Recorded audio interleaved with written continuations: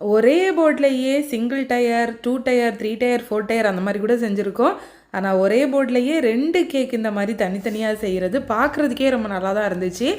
அதுவும் ரெண்டுமே ஒரே மாதிரி சேம் கேக் தான், ஃப்ளேவர் மட்டும்தான் டிஃப்ரெண்ட். இது வந்துட்டு 1 kg பட்டர்ஸ்காட்சு 1 kg மேங்கோ கேக்குங்க. இது ட்வின்ஸ்க்கு பண்ணின ஃபஸ்ட் பர்த்டே கேக் தாங்க. இதில் இருக்கிற நேம் கூட கிட்டத்தட்ட ஒரே மாதிரி தான் இருக்குது.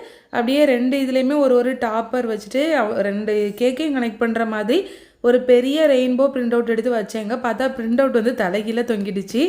ரொம்ப வெயிட்டாக இருந்தனால அந்த மாதிரி ஆயிடுச்சு. பழையபடி அதை எடுத்து ஹஸ்பண்ட் வந்துட்டு பின்னாடி கொஞ்சம் அந்த குச்சி எல்லாமே வச்சு ரெடி பண்ணி தந்தாங்க.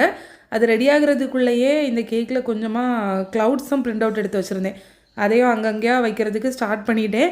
ஏன்னா இந்த கேக் ரெடி பண்ணிகிட்டு இருக்கிற நேரம் கஸ்டமருக்கு கால் பண்ணிகிட்டே இருந்தவங்க அட்டன் பண்ணவே இல்லை. அவங்க கால் அட்டன் பண்ணுவாங்களா மாட்டாங்களான்னு ஒரு பயத்திலேயே தான் இந்த கேக் ரெடி பண்ணிகிட்டே இருந்தேன்.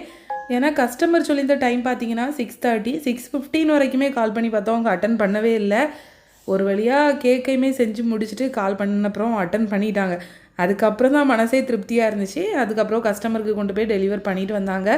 இந்த மாதிரி தான் ஹஸ்பண்ட் வந்துட்டு இந்த ரெயின்போவை ரெடி பண்ணி தந்திருந்தாங்க. இதை வச்ச அப்புறம் தான் கேக் பார்க்குறதுக்கு ஒரு கம்ப்ளீட்டான லுக்கே கிடச்ச மாதிரி இருந்துச்சு. ரொம்ப கலர்ஃபுல்லாக சூப்பராக இருந்துச்சுல. கேக்கோட ஃபைனல் லுக் பார்த்தீங்கன்னா இப்படி தாங்க இருந்துச்சு. நீங்கள் ஒரு வேளை கேக் இல்லைனா ப்ரௌனி ஆர்டர் பண்ணோன்னா கீழே இருக்க நம்பருக்கு வாட்ஸ்அப் பண்ணுங்கள். கன்னியாகுமரி டிஸ்ட்ரிக்டில் ஹோம் டெலிவரி கூட இருக்குது. பாய்.